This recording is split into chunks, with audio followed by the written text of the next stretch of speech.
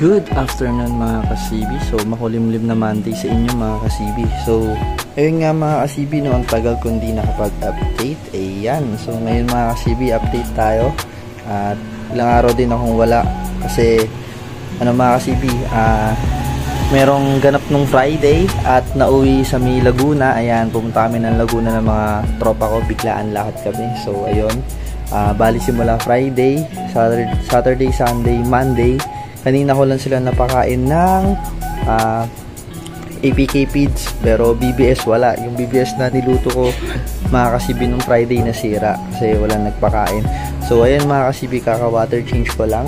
Ayan, so papakita ko sa inyo yung mga gapi ko. And then bago ko pala ituloy itong video na to, ito yung mga bata. Ayan, ito yung mga bata sa ano, sa Laguna na nangingisda. Pa ito sa inyo. Ayan mga kasibi.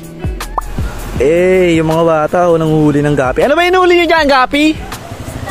Tilapia, gapi. O kaway kayo, kaway.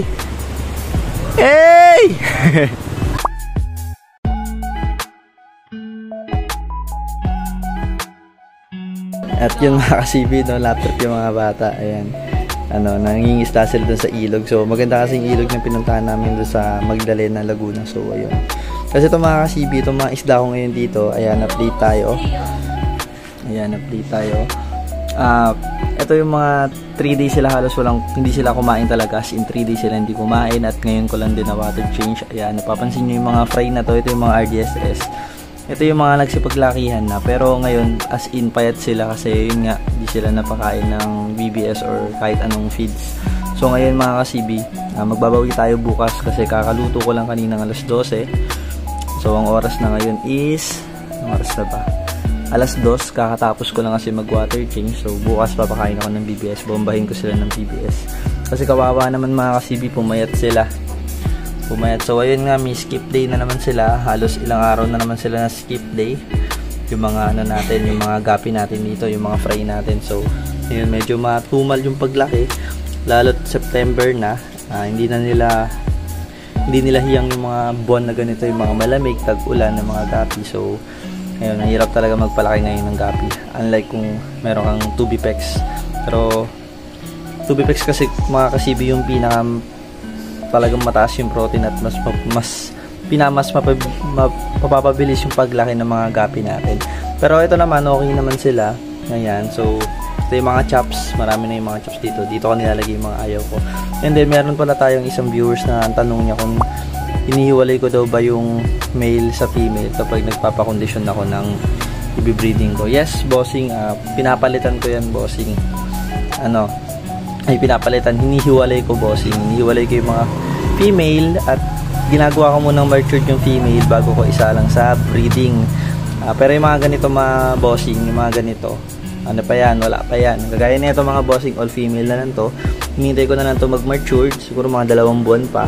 Ayan, bago ko sila iselect at isasabak sa breeding. So dapat matured na, malaking katawan. So breeder size na. So ayun, yung kasibi dun ko na sinasalang sa breeding. So sineseparate ko talaga. So ito mga kasibi, pag mga 1 buwan pa, ito din 1 buwan pa, nagsiseparate na ako dyan. Yung mga male, nililipat ko na mga kasibi. Kasi ito na mga kasibi, yung mga natin dito, full coat, kagaya nito. Nakabukod yung male. Ayan, so ito, gutom nung nadatnan ko kanina. Ayan, ngayon na kasi ako nakapagsilip dito sa mga gapi ko.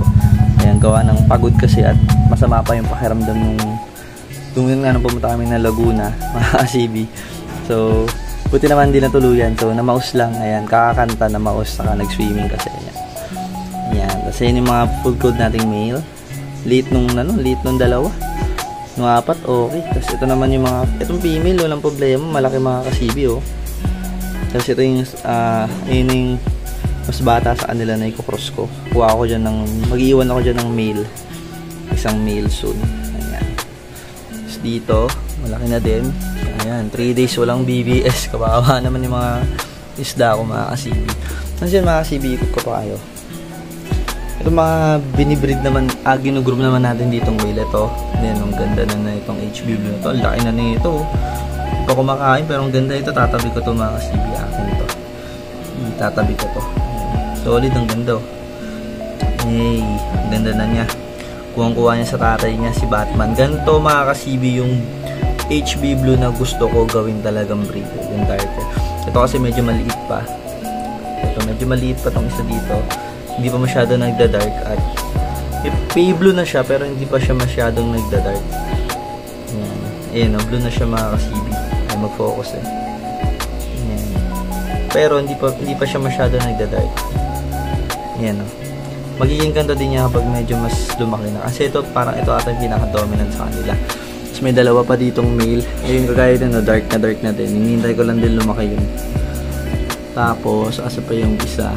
Ito. Mas maliit pa to kasi. Kaya hindi pa darker. Tapos ito naman yung mga third batch nyon.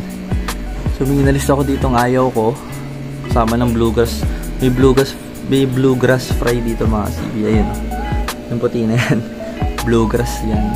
So yung mga ka-CB, kakalinis ko lang. Ito din, kumukonti din yung fry dito natin ng RDSS sa Batangas line. Gawa ng pag may ayaw ako, tinatanggal ko agad. Nilalagay ko dun sa, siguro nakakuha ko dito sa kanila ng mga 5. Ayoko dito sa batch na to. So nakakuha ko ng 5, nilagay ko sa chops. Ayan. Para makabuo tayo ng chops. Ito maganda pa. Yun ang ganda pa nitong so. Ayan, pumayat kasi hindi nakakain ng BBS. Pero napakain ko naman sila ngayon ng ng EPK natin mga ka-CB. Hindi pa nito yo. Di ba makapagbawi-bawi sa mga BBS sa nila ngayon mga ka-CB, gawa ng ang busy kasi. Tapos ito naman yung full gold natin. Yung full gold natin ditong male, hindi pa siya nagko-cover gold. Ayan. So panochi pa siya.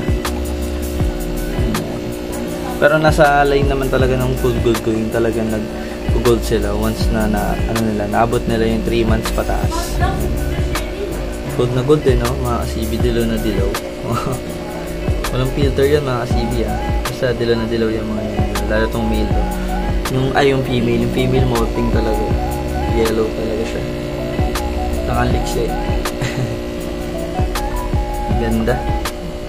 So, na-miss ko itong mga gabi ko mga ka-CB. So, kayo mga ka-CB, kamusta ang inyong mga alaga? At comment nyo kung anong mga experience nyo ngayon. Tag-ulan, may bagyo, at mga ganyan. Kagaya ko, nagiging, minsan may biglaan lakat, ilang araw nawawala sa bahay, wala nagpapakain. Ano yung experience nyo? Ano yung pagbalik nyo sa gabi nyo? Comment nyo mga ka-CB para meron tayong sagutin na katanungan. So, ito na naman, tinatanggal ko na parang hair. Nagtanggal lang ako dito mga ka-CB, diba napansin nyo yung tank dito, saka dito ang lumot. So inalis ko na kanina, dito yung mga lumot dito. Ayan. Tapos ito naman yung HB Blue pa natin mga ka-CB na second batch. Ayan. Dito ko kukuha din kasi ng male isa pang male na pang cross. Ayun na may nakikita na akong dominant male. Male to panigurado. Ayan na yung malaki na yun ito. Yun ang DD. Ayun o ka-CB. Yun. Lalaki yan.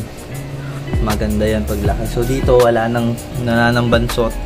Talagang good size lahat sila. Kaka-size talo sila lahat. Ayan. Dito rin yung Batangas line. Ayan, may tatanggalin ako isa ito. Siguro tatanggalin ko rin. Ayun yung maliit na yun. C1. So dito nakatanggal na rin ako dito ng mga 4. Sa kabila 5. Ayan. So, dito nga sa mga MSS nakatanggal ako dito ng mga 4 din. Kasi mga 12 lang to sila Ayan, so ito na lang yung natira dito. Puro female na lang ata to. So sana may male dun sa mga mas maliliit na MSSBT natin mga ka-CB para may pang cross tayo. Tapos ito naman yung mga RDSS female natin. Ayan, tataba Sana puro buntis tong mga ka-CB. Ang tataba talaga, ang ganda Ayun yung gravid spot ng itim na itim Sana nga magsipagbugaan tong mga to. Ang tataba nila mga ka-CB. Sana mga buntis. Kaso ang tagal nilang ilabas, ang tagal nilang i-release.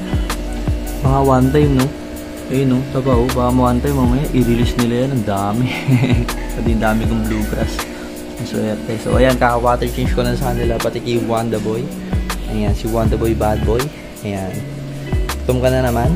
Sa bahay ka na naman Ganda nga ng tubig mo Kung pinaka may magandang tubig sa inyo Wandaboy Ang linaw ng tubig mo Wandaboy. Kaso salbahay ka. Ayan. So yun lang mga ka-CB So yun yung update natin at mukhang uulan na naman. Ayan, so shoutout na lang sa lahat ng mga sumusubaybay sa ating vlog. Sa mga nanonood mga ka-CB, thank you so much sa inyo. At ayan, bukas magbabawi ako mga ka-CB. Try ko mag-vlog bukas mga ka-CB. Papakita ko sa inyo kung gaano sila kagutom bukas. Lapagan natin ng BBS. So yun lang mga ka-CB. Kita na lang ulit tayo sa next vlog. Peace yo.